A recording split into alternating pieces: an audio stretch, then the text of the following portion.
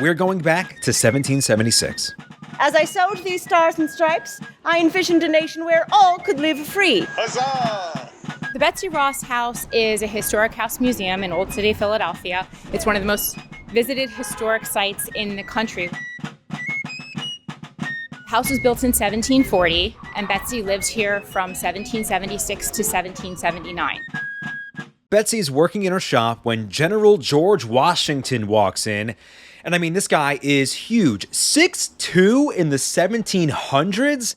Dude was an absolute unit. Anyway, he asks Mrs. Ross for a new flag, this one featuring 13 stars and 13 stripes. He does pose quite an impressive figure when he stands in the doorway and says, "Mrs. Ross, might I have a word?" "Certainly, General, please, right this way." For I could not work on the flag here in the shop. It is an act of treason. So any officer found out what I was doing, anyone loyal to the crown, to be quite serious for me. So I could only work on the flag upstairs in my bedchamber in the evening, and it took me about a week to make the flag for General Washington. You're never more than just a couple steps from significant American history in Old City. And there's no better person to put a charge in our episode than the guy who literally discovered electricity.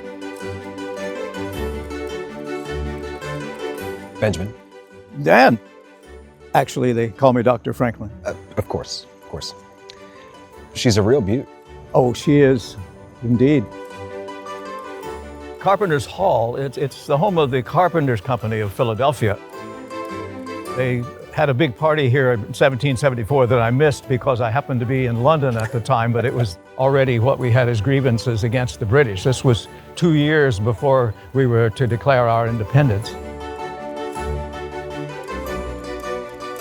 I do not remember ever wearing a toga. Oh, no. Oh, weird. Okay. But I think they just put those things on our statues so we would look like an advanced society like the Romans and the Greeks and such. You see. Well, you look great. Why, thank you. Yeah. It does favor me, doesn't it? It does. It sure does. Indeed. Tell me more about this building. Well, this is the library of the American Philosophical Society. While still British colonies, we are a growing society, and there's a lot of knowledge that's emanating out of this country, and so we should have some place to keep that knowledge. And it's a society that continues into your time. Didn't you have a famous quote about wine? Oh, well, I said that wine is our way of knowing that God loves us and wants us to be happy. How about a beer instead? Well, just a different crop, Dan. Oh, works for me. Well, hi, I'm Dr. Franklin. This building I would call Independence Hall, but you would call it something a little different. I would call it the State House because that's what it was. And it would eventually become three governments on this square, the city of Philadelphia, the state of Pennsylvania, and the United States of America. And that's, of course, where we signed our Declaration of Independence. Philly's famous for the crafting of the Constitution, of course, but its walls are constantly being updated with fresh ideas. There are over 4,000 murals in the city, making Philly the mural capital of the world.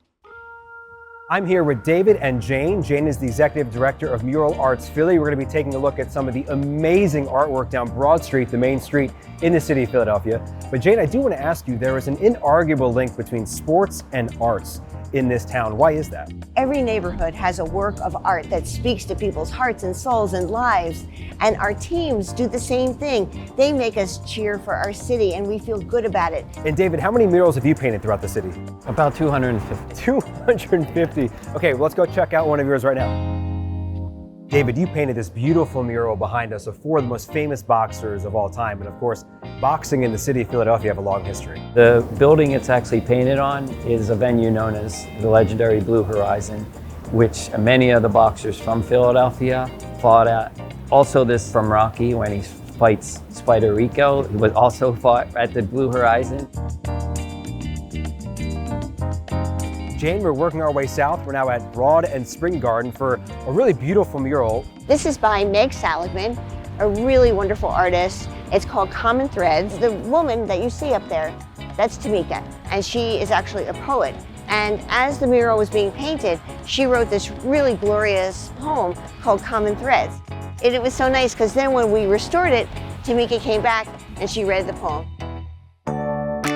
So the last stop on our tour is actually your newest mural for the great Dick Allen, who was finally just inducted to the Pro Baseball Hall of Fame in July 2025. I know, I love this mural. It's so important. We had this great dedication here just a few weeks ago, and the whole family flew in from California, which was really inspiring. Some people from the Phillies were here. Like, everybody was cheering this. It was so fantastic. But the murals in this city are truly the autobiography of the city of Philadelphia, and that is so important. These murals reflect our lives, and that is something that is extra special and makes Philadelphia different from any city all over the world. Thanks so much for watching. Our show, SportsTown, really only gets made because of people like you. So please subscribe, like, and engage with us. And please send the show and our content to people who you think may like it.